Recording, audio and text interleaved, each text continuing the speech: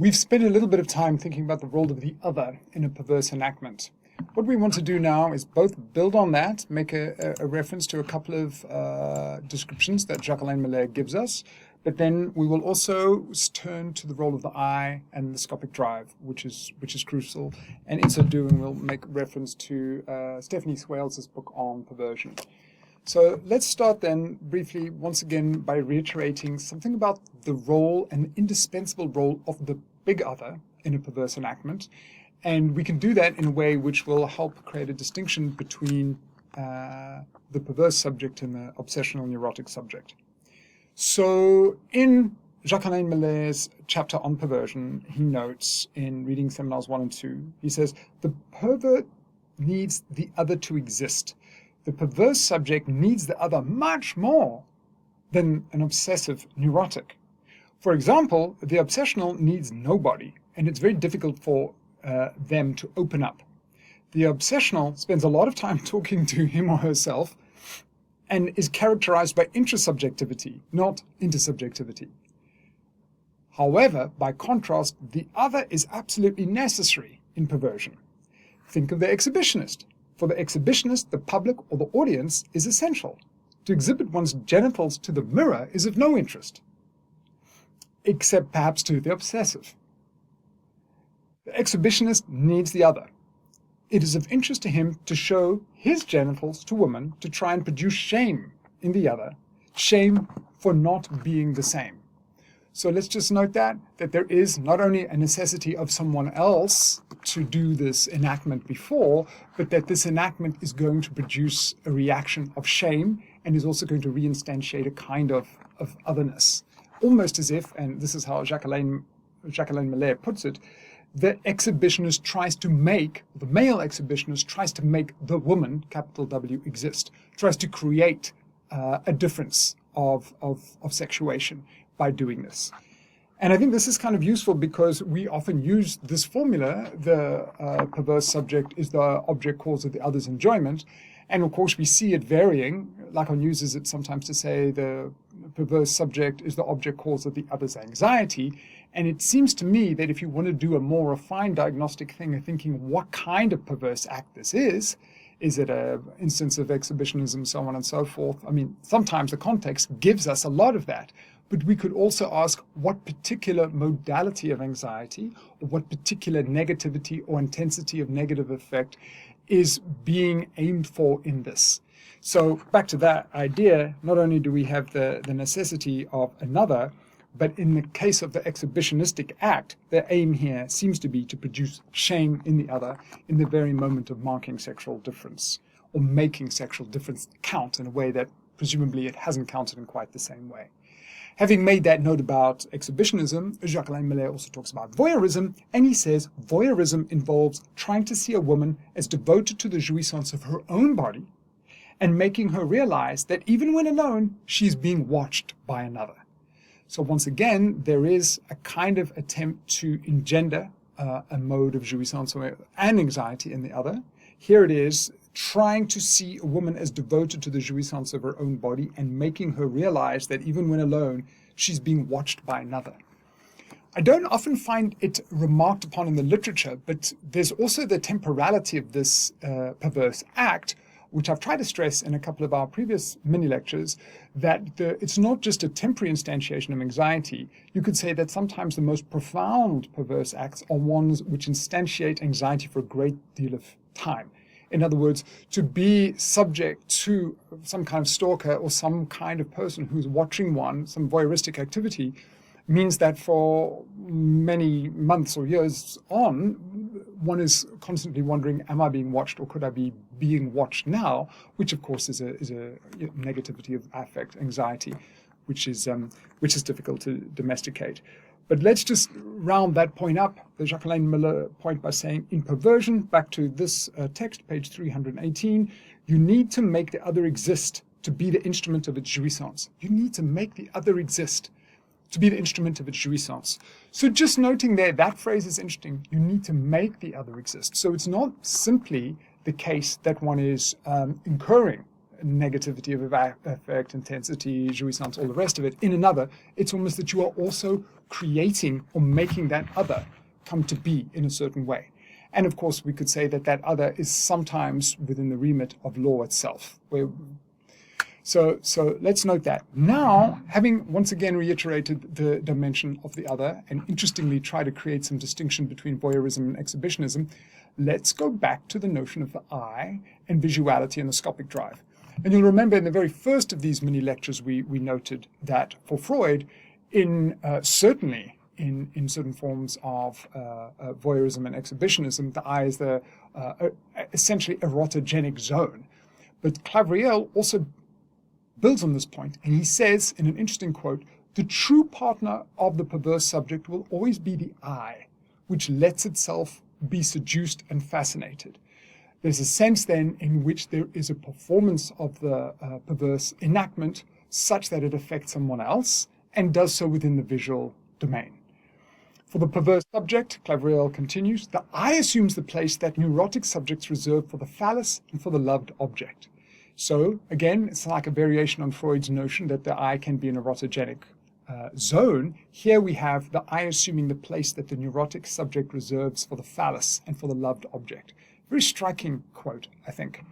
Now, we could make a comment and say it's not only that the eyes of the intended recipient are a source of erotic appeal, how the person responds, how they are shocked, how they are appalled, how they are disgusted, how they experience pain can be of great interest to me if I'm perversely oriented in that situation. Not only are they a source of erotic appeal in that sense, but they are also the means through which the recipient might be caught, might be rendered anxious, seduced, aroused, activated. They're also a way of initiating this other into what we've called a perverse enactment.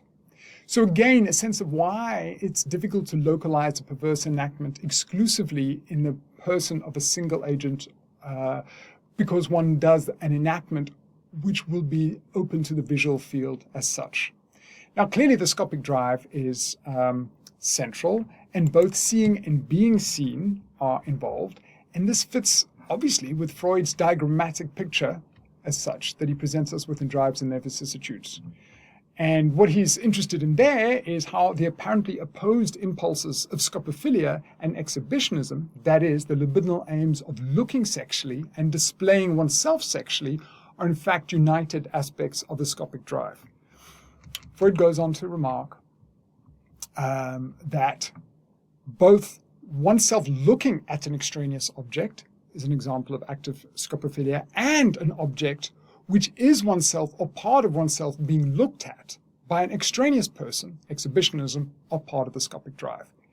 And this is perhaps territory that's well known to Freudians and maybe Lacanians as well, but one reason I'm emphasizing it again, this kind of interlocking set of how the Scopic drive is broken up into scopophilia and exhibitionism, is that you could say that this is one interesting way of thinking about the pact of perversion that Clavreul speaks of.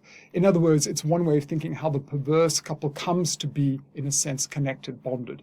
Each one takes up a position within the polarities or vicissitudes of the Scopic drive. And so, while the eyes of another can be the libidinal object, the look of the perverse subject can itself be phallic in the precise sense of it being used as an instrument of exhibitionism. That's an interesting way of thinking about it, because we often think about exhibitionism as the display of genitals, but you could say that something about how the looking is done, how the eyes are used, how the look is conveyed, is itself, in a way, exhibitionistic. I want to turn to Stephanie Swales, and just also to say that her account of the Scopic drive in exhibitionism and in perversion was really kind of helpful to me after having experienced this prison thing of being looked at in a certain kind of way in a repeated situation that caused a great deal of unease and so on and so forth. But the way she described it was almost a kind of perfect fit for what I saw as happening in that situation. So here's a quote where Swales focuses on exhibitionism, the Scopic drive, and the gaze. And she says that the gaze in exhibitionism effectively takes the place of touch, which is kind of interesting, okay? The gaze in exhibitionism takes the place of touch. The primacy of the gaze, this is a quote, page 135 from Swales' book, of the gaze is paired with the other highly controlled aspects of the exhibitionist's act, choosing for his victim a stranger and choosing for his venue a public place where surprise is assured. The exhibitionist tries to ensure their control over the scenario by catching the other off guard. Continuing, during this act of exhibitionism, says Swales, the exhibitionist's interest is centered upon the other and their reaction. He gazes at the expression in their eyes and on their face. The exhibitionist's aim is to provide the other with jouissance in the form of a shock or feelings of shame, anxiety. The epiphanic moment of the exhibitionist act occurs when the gaze appears in the other. The anxiety-filled reaction of the victim is important insofar as it is a sign that he or she is experiencing the gaze in him or herself. Experiencing the gaze in her or himself. Really significant, I think. It's a perfect description of both the exhibitionists gazing upon the other to see what reaction they have managed to elicit, but also what becomes important about that anxiety-filled reaction is when the victim feels that they are experiencing the gaze within themselves, as if they're being looked into, and that is part of how that gaze is affecting the other. This is a really useful account of Scopic drive, and I think it might be useful here also to note a comment by Tracy McNulty. We've highlighted a number of factors. We've spoken about the big other, we've spoken about the spectacle dimension of perversion, but it's also useful, as I did really early on, to talk a little bit about the anxiety at the heart of the perverse experience. And so this is Tracy McNulty's view on this topic, the anxiety at the heart of the perverse experience. So it's a direct quote. She says the following: "The lived experience of perversion is often one of acute, even debilitating anxiety, frequently aggravated by serious difficulties encountered in attempts to create and to maintain an independent life, or to find an outlet for one's own desires. The best way to approach the logic of the perversions is not through cruelty, instrumentalization, or even apathy, however significant these may be in some cases, but through the interrogation of what perverse practices respond to and defend against, namely a fundamental anxiety resulting from a captive position with respect to another's dissatisfaction, which they feel uniquely called upon to address." So I wanted to introduce that just to note, and I've tried to do it throughout these lectures, that the perverse act is itself a response to a fundamental kind of anxiety and kind of suffering. And this is crucial, I think, in the stance that a practitioner would take in trying to work with perversion. And one of the reasons I wanted to stress it as well is that we've used several examples of criminality and so on and so forth, but that's not all of what perversion or perverse enactments are. By way of conclusion then, let's do a little kind of, I'm fond of the sort of differential, comparative ways of approaching various diagnostic enactments and the difference, for example, between obsessionality and perversion, as we've seen at the beginning of this lecture. But let's now again refer to Jacques-Alain Millet. And the reason I'm doing this is because you could say, if one is trying to get a sense of, does this feel more like the terrain of neurosis or the terrain of something approaching perversion, one would want to prioritize the concepts of desire and enjoyment comparatively, okay, respectively. So let's have a look and see how Jacques-Alain Millet does it. Simplistically put, he says, back to the On Perversion essay in Reading Seminars 1 and 2. Simplistically put, it's on page 309, the neurotic is fundamentally uncertain about sexual gratification and doesn't know where to find it.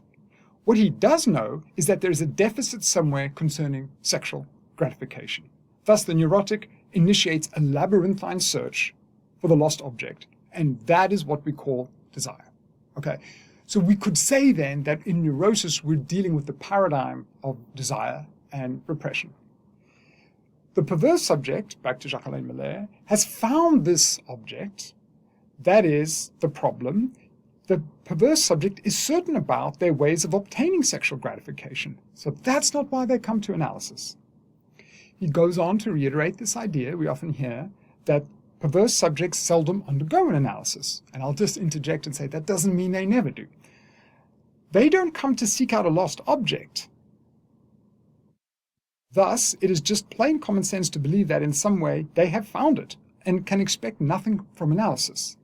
The effect that Lacan refers to as the subject supposed to know doesn't arise in the case of clinical perversion, certainly not for Jacques-Alain Miller, because it's not the case that the analyst would be a subject supposed to know.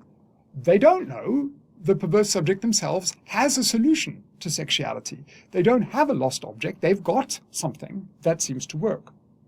Back to Jacques-Alain Miller, you need a certain void or deficit in the place of sexual enjoyment for the subject supposed to know to even arise. In other words, there is something within the field of sexuality which is necessary. Here, of course, the function of a lack or an absence or a deficit, which makes neurosis and also which makes a characteristically neurotic transference relationship.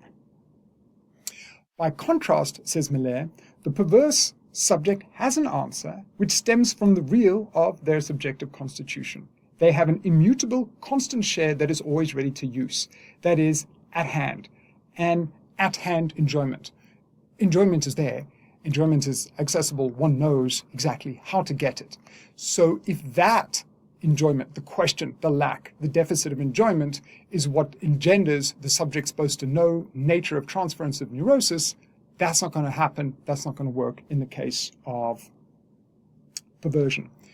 Last quote, desire is something else altogether. It's a longing for. Desire supposes a toleration of absence, of not having. And desire in this sense is essentially a question, perhaps a question about desire itself. Let us juxtapose desire here as a question and the constancy of jouissance as an answer which is already there. Translated, we could say that in the clinic of neurosis, one has desire, and desire is a question, and desire as a leading to a deficit, like where is this enjoyment that I've been promised? What is the thing I want? Whereas in a kind of useful comparative sense, what we have instead is jouissance as already an answer.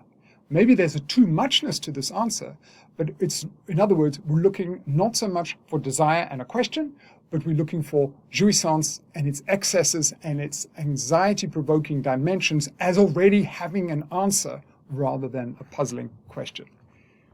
If we say a perverse analysand, says Jacques-Alain Miller, we must also say that they express themselves regarding the ways and means of sexual enjoyment. Perhaps they are suffering from that certainty, at the same time raising the question of a kind of desire that hasn't been adequately dealt with. They haven't been fundamentally satisfied by their satisfaction. This fact forces us to distinguish jouissance on desire.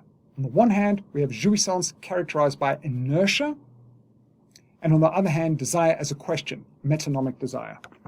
So maybe we'll end on that point, just to say then that you could say, even if this sounds like an overly sort of rough and ready and maybe too kind of categorical, are we in a domain where a subject instantiates themselves, finds their subjective question, their dilemma, with reference to desire? What do you want? What does the other want? What am I to another? What is the thing I'm lacking? Or how to deal with lack? That sounds like a more neurotic question. Whereas if a subject has a more fundamental dilemma or situation of this is enjoyment, this is an answer of enjoyment, maybe an answer or an excess of enjoyment that has attained a kind of inertia, to use Jacques-Alain Miller's comments. But if jouissance and the jouissance that could be enacted and instantiated in another is the fundamental way of my being in the world that gives me some kind of coherence and localization and subjectivity, then it sounds much more like one is in the domain of perversion. One last comment then, I've noted that some colleagues have been talking about the notion of kind of ordinary perversion. And one way that at least I would approach that concept, maybe other people define it somewhat differently, if we are saying that there is a possibility of a fundamental subjective structure, which is located with reference to jouissance of the other and being the object cause of another's jouissance, that might be a way to substantiate a subjective structure. And we could also say that it could occur in ways that are not pathological, that are maybe not overly severe, that are maybe at some level reasonably ordinary. So what we're saying is, in Lacanian terms, one can have psychosis, instantiation or psychotic structure that's not pathological in the instance of causing a great deal of suffering, and sometimes even without a great deal of manifest symptoms, if any. We could say that if we do indeed subscribe to the notion that perversion is a subjective structure, there are presumably forms of ordinary perversion which are likewise not hugely symptomatic and also which don't necessarily cause a great deal of subjective suffering, which is an interesting idea to say the least.